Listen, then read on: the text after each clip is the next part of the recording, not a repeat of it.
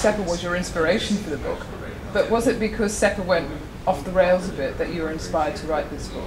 Yes, I think it was high time that someone wrote a real book about it, because we've seen many articles and papers around it, but no one has actually kind of summed up the whole history that led to SEPA, and also what the objective of SEPA going forward really is supposed to be.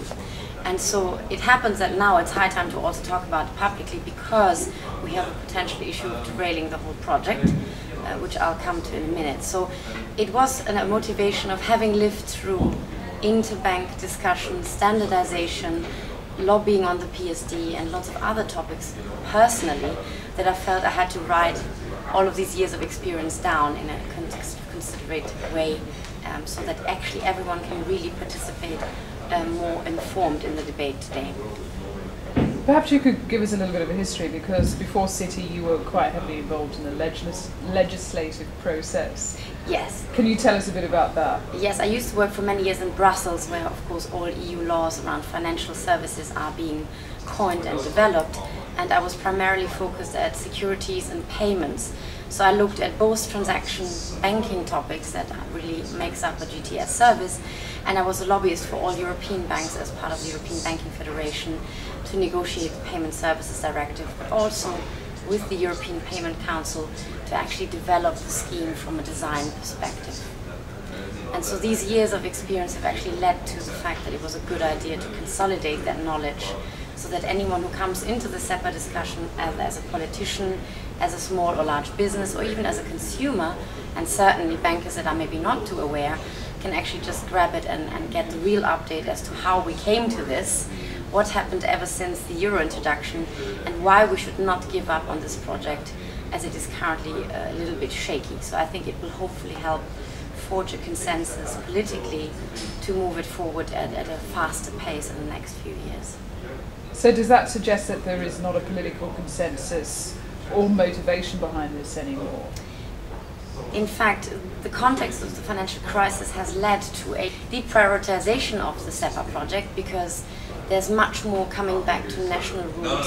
Central banks, regulators and politicians are focusing on protecting their own home turf, and obviously stipulating rules for banks and other financial providers to make sure that everything is much more safe. And that is of course not conducive to an integration project, where in SEPA the idea was a centralized efficient clearing process, similarly to the US, which has a large clearinghouse for the whole market, and also the competition between all institutions across the board, and servicing customers that are interested in a harmonized product proposition across the market. So we are at the moment in a very difficult dynamic, where the financial crisis had led to fragmentation back to national roots, whilst this project is really about integrating one single market in Europe. So does that suggest that the financial crisis is really to blame for where we're at now with SEPA, or does some of the blame lie with the banks?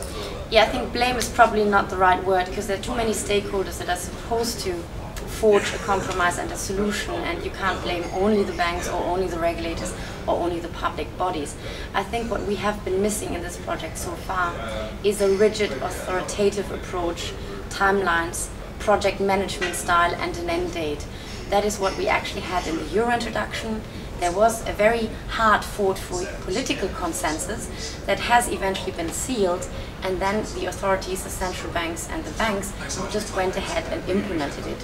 And with SEPA, there was a political objective of integration. There was a design by the industry which was absolutely necessary, because regulators can't design interbank payment schemes. But then the critical next part is what is happening now.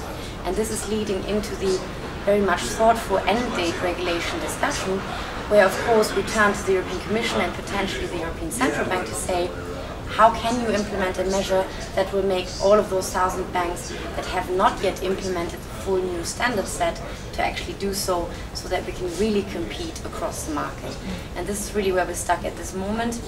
And there are slightly difficult dynamics between the European Commission, DG Competition and DG Markt. Because DG Competition talks about scheme competition, which is something that is more seen in the cards world, while in credit transfers and direct debits, you want the competition between payment providers and between infrastructures.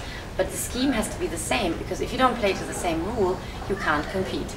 and so we're seeing very much national influence to keep a status quo because there are other political priorities. Is it fair to describe the book as a sort of warts and all, tell all from your perspective? And I suppose as coming from a legislative role into a banking role, how brutally honest can you be about SEPA? Yes, I think the book had to be in a way slightly more balanced, but it does spell out exactly what happened in certain negotiations, what were certain clear underlying objectives that had been mutating a bit like Chinese whispers throughout the time, whether it was around the Payment Services Directive, particularly because it is a very complex law and no one really understood it. I witnessed most of the internal meetings, and I felt it would be good to spell out some of the real things that were behind it. Equally on SEPA, it doesn't say SEPA is the greatest thing, full stop. It actually says this is the motivation, this is where we developed and came to, and we will have to address certain gaps. You mentioned Chinese whispers. Does that mean that you, when you were writing it, you thought, oh, if I put this in the book, I've got to check with so-and-so whether that's okay, or did you leave names out? I didn't mention any names. I think that would have really got me into quite some difficulty. I do think, however, that those that have been involved also know that they're meant, and I think that is sufficient.